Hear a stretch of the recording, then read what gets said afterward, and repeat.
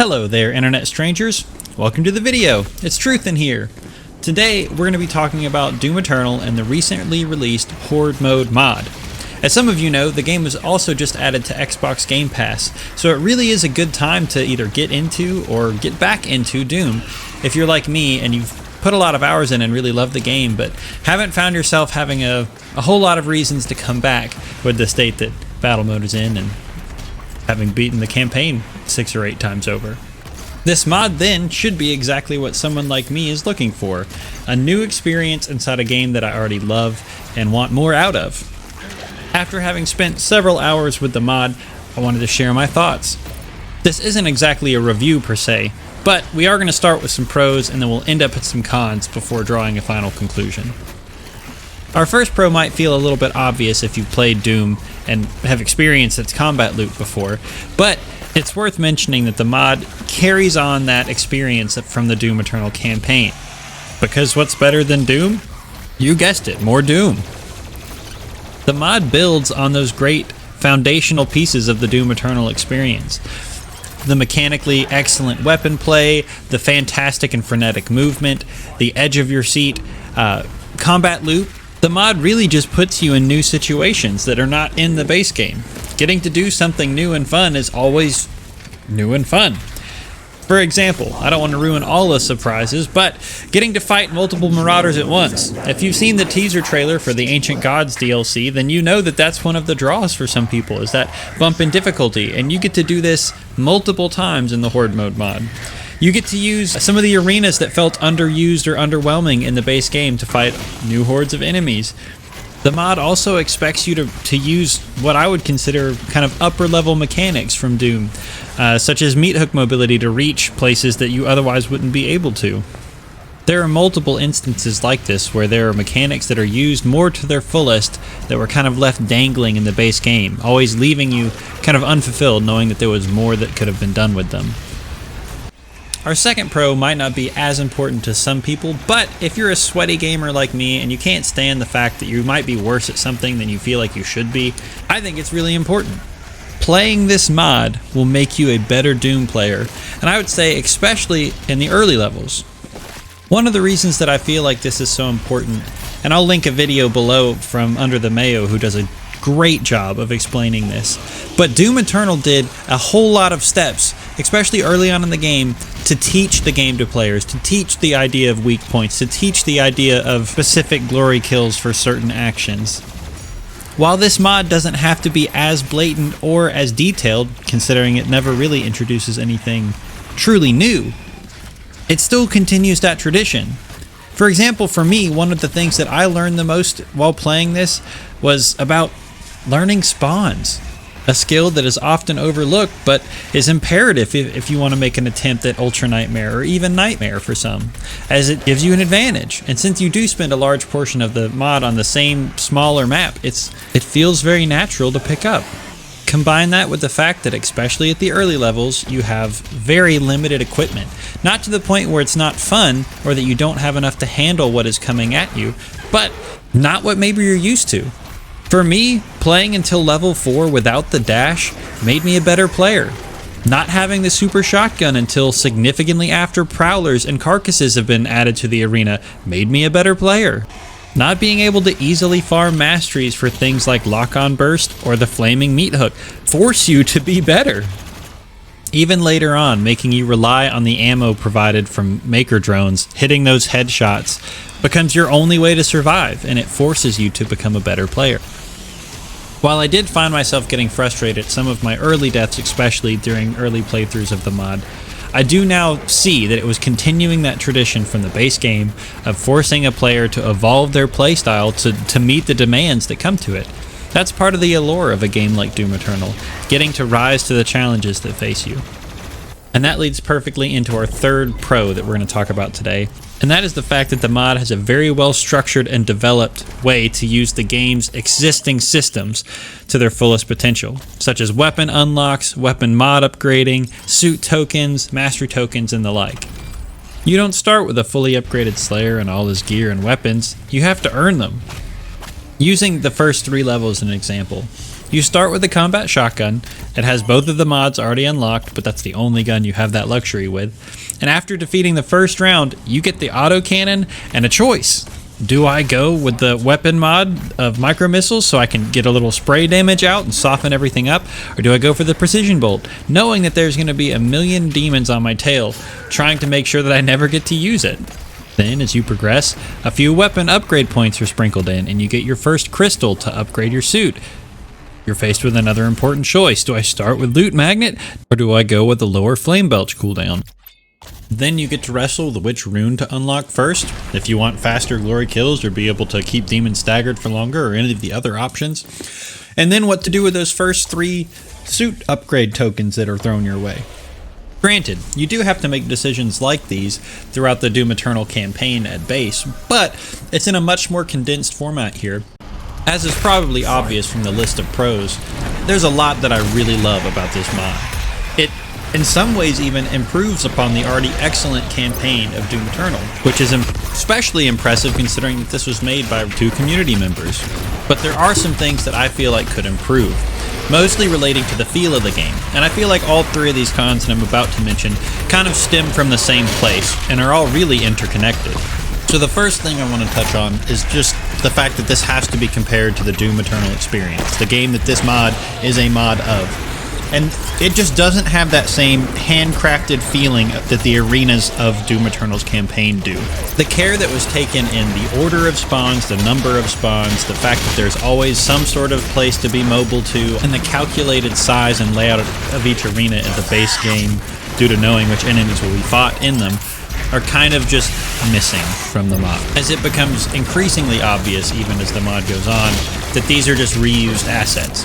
And I'll give the creators a whole lot of credit. They did a great job fitting the things that they did into the arenas that they chose to use, but it just doesn't feel the same. The analogy that I can best think of to describe it would be a kid getting just a ton of Legos at one time and just playing with them all and going nuts, mixing sets together and making something of their own imagination. It is great, but in this case it's being compared to one of the most well-crafted shooters of all time. Unfortunately though, this Lego patched together feeling doesn't always work out the way that you would want it to when it comes to gameplay. The map that's mainly used is the arena from the first Slayer Gate, and while it's great in that capacity in the campaign, even if a little bit underwhelming compared to some of the later ones, it does what it's supposed to. In this map though, when you have 6 tyrants spawned on it and 4 archviles at certain points later on in the game, it just doesn't seem to hold up as well. It creates kind of a cheese problem. There's a clip playing right now that kind of shows what I'm talking about. The fact that there's so little useful area in this arena that you can actually be in as the game progresses, because you don't want to be in the middle of a group and you don't want to be underneath the roof where you can just kind of be knocked around. And if for any reason you find yourself in one of the low points of this arena later on, as I do here, I just kind of get mushed into a wall and die 3 times in the span of 6 seconds. Granted, I think the creators of the mod knew that this was a possibility and gave extra lives as part of the things that you unlock, but it loses the sense of fairness that the difficulty comes with in the base campaign. Now, I don't want this to turn into me crying about it being too hard, because I'm normally a get good kind of player. I normally play the game on Nightmare because that's how I feel the game is best experienced, and I completed my last campaign run with 6 deaths, but the idea of a fair experience is what I want to get across, and I feel is sort of taken away from the experience of this mod. I'll use the term scaling. The difficulty scaling is kind of off. For reference, I ended up completing this mod on both the Hurt Me Plenty difficulty and the Ultra Violence difficulty. And in both cases, I found myself really desiring more of a challenge when it came to the punishment of mistakes. But then when playing on Nightmare difficulty, it was just smothering in a way that didn't quite feel fair. The best example I have of this is that at one point very close to the end, so at least then, yes, it's supposed to be very hard, it's supposed to be a grind. There was a time where there were 4 tyrants on the map, and the best defense against a tyrant is to get underneath something where they can't air rocket you. And then the second that you go underneath the tunnel, there's 3 cacodemons and 2 pain elementals blocking both exits, while there's Hell Knights and Dread Knights running at you in a very condensed space.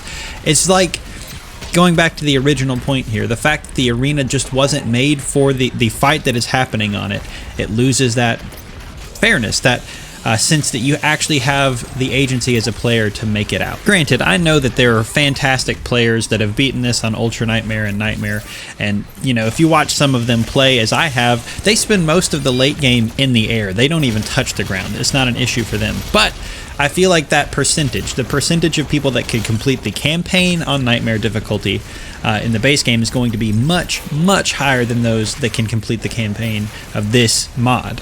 It kind of pains me to put this in the cons section, but again, I feel like it's just all kind of connected back to the fact that this just wasn't exactly handcrafted as the campaign was.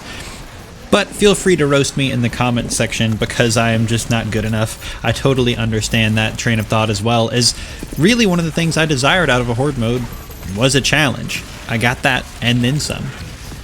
All that said, the arena does finally open up to another location, and one that we're familiar with from the campaign, and that kind of crampedness goes away. But that also is kind of another problem that the mod runs into, in my opinion. The fact that it just kind of drags on a little bit too long. It took me, at minimum, an hour and 58 minutes to complete the mod. And that's one of the things that you want out of a mod, again, a Horde mode mod, that you want to be challenged, you want it to be a fulfilling experience.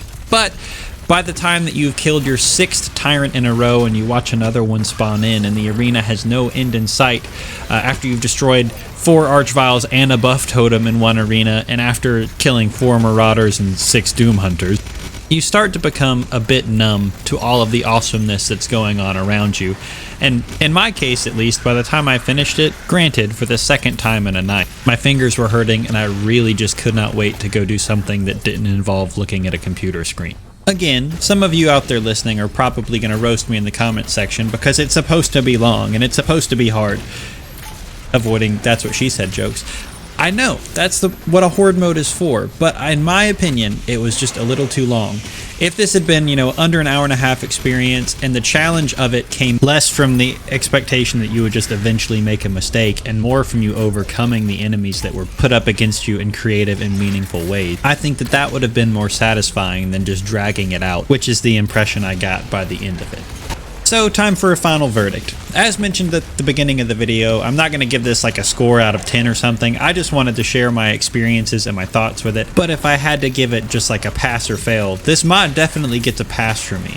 I think that it is excellent and it was a lot of fun, which really is the reason that any of us play video games to begin with.